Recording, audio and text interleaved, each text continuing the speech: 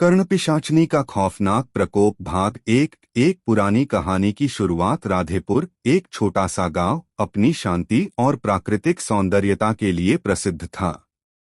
लोग यहां अपनी दिनचर्या में व्यस्त रहते थे, लेकिन गांव के लोग एक खास बात से बेहद सावधान थे। गांव के बाहर बसे पुराने जंगल में जाने से वहां के बुजुर्गों का कहना था कि वह जंगल कर्णपिशाचनी का निवास है। कई सालों पहले गांव में एक महिला के साथ अमानवीय अत्याचार हुआ था। वह महिला किसी परोपकारी साध्वी के रूप में प्रसिद्ध थी, लेकिन जब उसकी हत्या की गई तो वह कर्णपिशाचनी बन गई। उसकी आत्मा का बदला लेने की प्यास अब भी बुझी नहीं थी। हर पूर्णिमा की रात जब चांद अपनी पूरी रोशनी बिखेरता तो उस जंगल से अजीब-अजीब आवाजें आतीं। किसी ने उस जंगल में प्रवेश किया तो वह कभी लौटकर नहीं आया। गांव के लोग इसे कर्णपिशाचनी का श्राप मानते थे, क्योंकि वह लोगों के कानों में अपनी भयानक आवाज से उन्हें पागल कर देती थी और फिर उनका अंत कर देती थी। भाग 2 जिज्ञासा का शिकार विनय, एक युवा और महत्वाकांक्षी पत्रकार, ने कर्णपिशाचनी की कहानी सुन रखी थी। उसकी जिज्ञासा और साहस उसे उस जगह पर जाने के लिए प्रेरित कर रहे थे जहां कोई जाने की हिम्मत नहीं करता। वह मानता था कि यह महज अंधविश्वास और डर की एक कहानी थी, जिसे सालों से गांव वालों ने बढ़ा चढ़ा कर रखा था। विनय ने ठान लिया कि वह इस रहस्य की तह तक जाएगा और दुनिया को सच्चाई दिखाएगा। वह अपने साथ अपने 2 दोस्तों को भी इस अभियान में शामिल करने के लिए तैयार कर चुका था, नीरज और पल्लवी। तीनों ने अपने कैमरे और रिकॉर्डिंग उपकरणों के साथ जंगल की ओर रुख किया।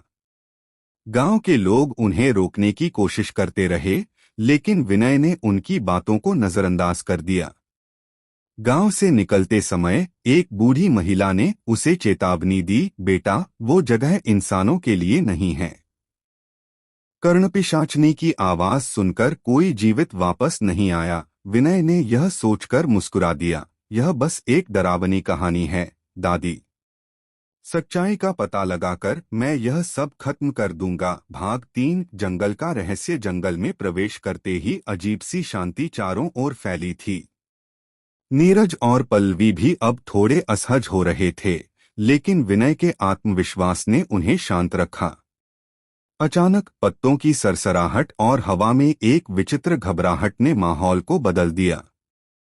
कुछ देर बाद उन्हें दूर से एक आवाज सुनाई दी, एक धीमी फुसफुसाती हुई आवाज। ऐसा लग रहा था कि कोई उनके कानों के बहुत पास आकर कुछ कह रहा हो। विनय ने कैमरे का रिकॉर्डर चालू कर दिया, लेकिन जैसे ही उसने आवाज की दिशा में आगे बढ़ने की कोशिश की, पल्लवी ने उसे रोक लिया। विनय, मुझे यह जगह ठीक नहीं लग रही, पल्लवी ने घबराहट भरे स्वर में कहा। विनय ने उसकी चिंता को नजरअंदाज करते हुए कहा, यह बस हवा का खेल है।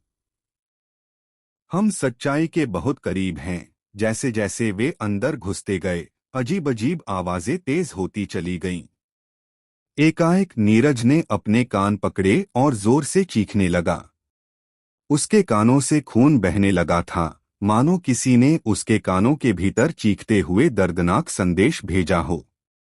विनय और पल्लवी भयभीत हो गए, लेकिन उन्होंने उसे बचाने की कोशिश की। हम वापस चलते हैं, पल्लवी ने चिल्लाते हुए कहा। विनय ने भी महसूस किया कि अब समय था कि वे इस जगह को छोड़ दें, लेकिन जैसे ही वे मुड़ने लगे, जंगल का रास्ता बदल चुका था। चारों ओर पेड़ों की छायाएं झूम रही थीं और हर दिशा से कर्णपिशाचनी की डरावनी हंसी गूंज रही थी। भाग 4 कर्णपिशाचनी का प्रकोप। पल्लवी का दिल जोर जोर से धड़कने लगा था। उसकी आंखों के सामने अंधेरा छाने लगा था। उसे अचानक ऐसा महसूस हुआ जैसे कोई उसके कान में कोई भयानक सच कह रहा हो। वह जोर से चीख पड़ी और विनय को देखा, लेकिन विनय खुद अब बुरी तरह फंसा हुआ था। उसके कानों के भीतर वही आवाज गूंज रही थी, तुमने मेरे जंगल में प्रवेश किया, अब तुम मुझसे बच नहीं सकते। तभी एक भयानक साया उनके सामने आकर खड़ा हो गया। उसका चेहरा विकृत था, आंखें आग की तरह लाल, और वह धीरे धीरे उनके पास आ रही थी।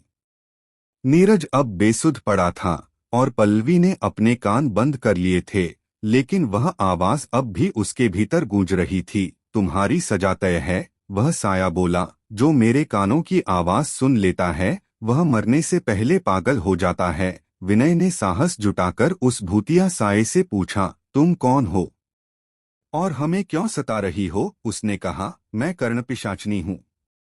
मेरा जीवन छीन लिया गया था।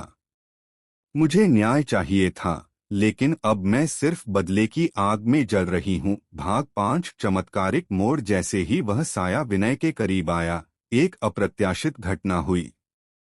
जंगल के भीतर से अचानक एक तेज उजाला हुआ और एक साध्वी का रूप प्रकट हुआ। वह साध्वी वही थी जिसके बारे में गांव के बुजुर्ग बताते थे, जिसका बलिदान हुआ था। रुको, साध्वी ने तेज आवाज में कहा, तुम्हें न्याय मिल गया है। ये निर्दोष हैं। इनका कोई दोष नहीं। कर्णपिशाचनी ने रोष में कहा, इनके पूर्वजों ने मुझे मारा था। मैं इन्हें नहीं छोड़ सकती। साध्वी ने शांत स्वर में कहा, बदला लेने की आग ने तुम्हें अंधा कर दिया है। जो समय बीत चुका है उसे बदलना संभव नहीं, लेकिन अब तुम्हारी आत्मा को मुक्ति मिल सकती है।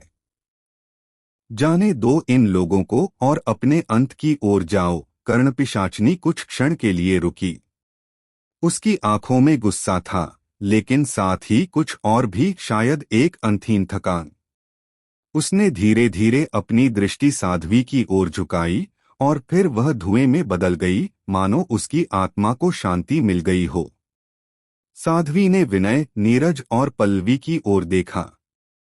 तुम सब अब सुरक्षित हो। लौट जाओ।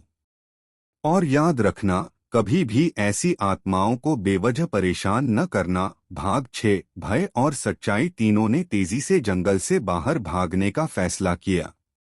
गांव लौटने पर वे घबराए हुए थे, लेकिन सुरक्षित थे। विनय ने अपने अनुभव को एक अद्वितीय कहानी में तब्दील कर दिया। वह जानता था कि उसकी यह यात्रा न केवल उसे और उसके दोस्तों को डरावने अनुभवों से गुजरने वाली थी, बल्कि अब वह इस रहस्य को सुलझाने के बाद गांव वालों को एक नई सच्चाई से रूबरू कराने वाला था। कर्णपिशाचनी की आत्मा को मुक्ति मिल गई थी, लेकिन विनय को यह समझ आ गया कि कुछ रहस्य कभी कभी सिर्फ कहानियों में ही अच्छे लगते हैं और उन्हें छेड़ना इंसानों के लिए खतरनाक साबित हो सकता है। अंत में एक चमत्कार। विनय की कहानी ने सबको झकझोर कर रख दिया। उसकी रिपोर्ट ने न केवल जंगल और कर्णपिशाचनी के रहस्य को उजागर किया, बल्कि इसने सभी को यह सीख दी कि हर आत्मा की एक सीमा होती है और कभी कभी माफी और मुक्ति ही सच्चा अंत होता है। जैसे ही वह अपने YouTube चैनल पर यह कहानी अपलोड करता है, लोग अपने अपने तरीके से इस रहस्य को समझने की कोशिश करते हैं। क्या कर्णपिशाचनी सच में अब शांति में है, या फिर कोई और प्रकोप जंगल में छिपा है? यह सवाल विनय के दर्शकों को जिज्ञासा में डाल देता है और उन्हें अगले वीडियो का इंतजार करने पर मजबूर करता है। अगले वीडियो में एक नई कहानी, एक नया रहस्य। यह कहानी पूरी रहस्यमयी, भयावह और सस्पेंस से भरी